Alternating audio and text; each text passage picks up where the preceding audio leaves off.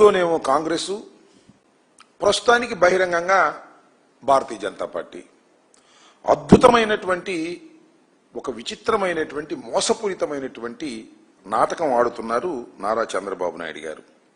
తెర ముందు బీజేపీతో ఉంటారు, తెర వెనుకేమో కాంగ్రెస్ పార్టీతో ఉంటారు. ఇది చంద్రబాబు నాయుడు గారి గేమ్ ప్లాన్. చంద్రబాబు నాయుడు గారికి బీజేపీ అనేది ఒక అవసరార్థం ఉన్నటువంటి రాజకీయ పార్టీగా వాడుకునేటటువంటి పరిస్థితి చేస్తున్నారు.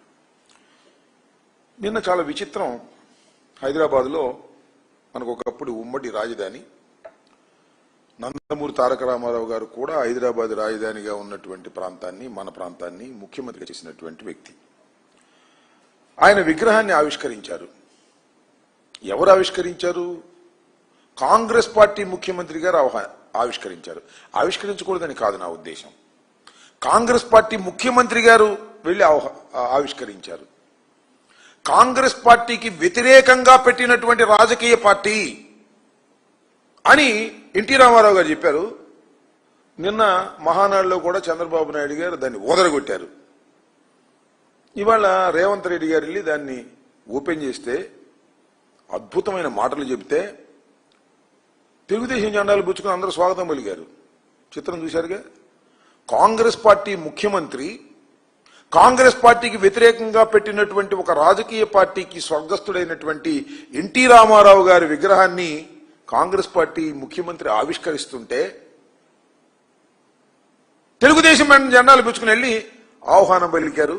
చంద్రబాబు నాయుడు గారు మాత్రం హాట్ గా మన ఈయనతో మాట్లాడుతూ ఉంటాడు రేవంత్ రెడ్డి గారితో. మీకు గుర్తుందో లేదో, చంద్రబాబు నాయుడు గారు ముఖ్యమంత్రి అయిన తర్వాత హైదరాబాద్లో ఒక మీటింగ్ పెట్టారు.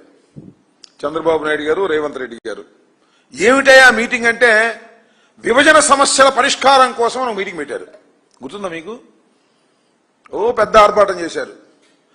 వాళ్ళు చాలా కోరికలు అడిగారు, వీళ్ళు అడిగారు. తల వాసిపోయి తిరుపతిలో వాటా కూడా కావాలన్నారు వాళ్ళు. అంతేకాదు బీచ్లో కూడా వాటా కావాలన్నారు.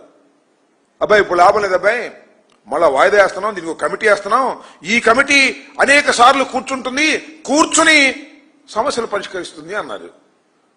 మళ్ళా కమిటీ కూర్చుంది. ఏమిటి డ్రామాలు నాకు అర్థం కాదా. ఇలాంటి అద్భుతమైనటువంటి నాటకాలు ఆడుతున్నటువంటి పరిస్థితులు ఇవాళ మనకు కనిపిస్తున్నాయి.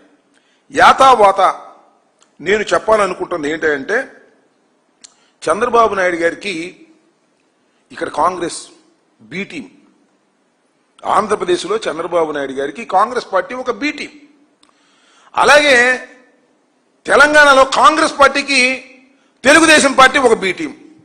ఏమిటి డ్రామాలే నాకు అర్థం కాలేదు. ఏమిటి విచిత్రమైనటువంటి రాజకీయాలు? సిగ్గు లజ్జ ఉన్నాయా రాజకీయాల్లో? ఒక స్పష్టత లేదా? సరే, ఎన్టీ రామారావు గారు అంటే అందరికి గౌరవం, అది వేరే విషయం. ఎందుకంటే ఆయన పరమపదించాడు. నీకు తప్ప అందరికీ గౌరవం, చంద్రబాబు నాయుడు గారికి తప్ప అందరికీ గౌరవమే, దానిలో సందేహం లేదు. కానీ ఇలాంటి అనైతికమైన రాజకీయాలు నడుపుతున్నటువంటి వ్యక్తి నారా చంద్రబాబు నాయుడు గారు.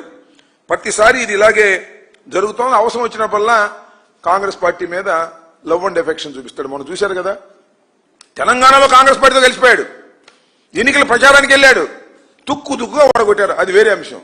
ఎప్పుడు ఏ పార్టీతో కలుస్తాడో చంద్రబాబు నాయుడు గారి రాజకీయం ఎవ్వరికీ తెలియనటువంటి రాజకీయం, మోసపూరితమైనటువంటి రాజకీయం. అలాంటి మోసపూరితమైన రాజకీయాలు ఇవాళ చంద్రబాబు నాయుడు గారు చేస్తున్నారు. ఆల్రెడీ ఈ విషయం భారతీయ జనతా పార్టీ కూడా తెలిసి ఉంటుంది. వాళ్ళు మేధావులే, భారతదేశాన్ని పరిపాలిస్తున్నారు కదా 3 సార్లు నుంచి, వాళ్ళకి తెలిసే ఉంటుంది. ఈ మధ్యన చంద్రబాబు నాయుడు అసలు బీజేపీకి సీటే లేదన్నాడు, పార్లమెంట్ సీటు. అంటే అర్థమవుతుంది కూటమిలో చంద్రబాబు నాయుడు గారు చేస్తున్నటువంటి సిగ్గుమాలిన అనైతికమైన రాజకీయాలను భారతీయ జనతా పార్టీ కూడా కనిపెడుతుంది, వాళ్ళు కూడా ఆలోచన చేస్తున్నారు అనేటువంటి భావన సర్వత్రా అనుకుంటున్నారు. ఇప్పుడు ఏం జరిగిందో తెలియదు. చంద్రబాబు నాయుడు గారు ఎప్పుడు ఏ పార్టీతో జత కడతాడో, ఏ పార్టీకి వెన్నుపోటు పొడుస్తాడో, ఏ పార్టీని వదిలేస్తాడో అనేది మనం చిన్నప్పటి నుంచి చూస్తున్నాం. మా చిన్నప్పటి నుంచి కాంగ్రెస్తో, సిపిఐతో, సిపిఎంతో, బీజేపీతో, పవన్ కళ్యాణ్తో, ఒక్క వైఎస్ఆర్ కాంగ్రెస్ పార్టీతో తప్ప అన్ని పార్టీలతోనూ కలిసినటువంటి మేధావి, మోసగాడు అలాంటి వ్యక్తి నారా చంద్రబాబు నాయుడు గారు చేస్తున్నటువంటి ఈ రాజకీయాలు చూస్తుంటే దీన్ని అంటారేమో మరి. మొన్నది మహానాడు ఏమన్నారు? హైబ్రిడ్ మహానాడు అంట. ఏం హైబ్రిడ్ నాకు అర్థం కాల. ఇది హైబ్రిడ్ రాజకీయాలు. బీజేపీ కాంగ్రెస్ ఆ రెండింటికి పడదు, రెండు ప్రత్యర్థి పార్టీలు. కానీ చంద్రబాబు నాయుడు గారు రెండింటిని మేనేజ్ చేస్తాడు. This is hybrid. అద్భుతమైనటువంటి హైబ్రిడ్ రాజకీయాలు నారా చంద్రబాబు నాయుడు గారు చేస్తున్నారని చెప్పడానికి ఇంతకన్నా పచ్చి ఉదాహరణలు ఏమైనా ఉంటాయా నేను అడుగుతా ఉన్నా.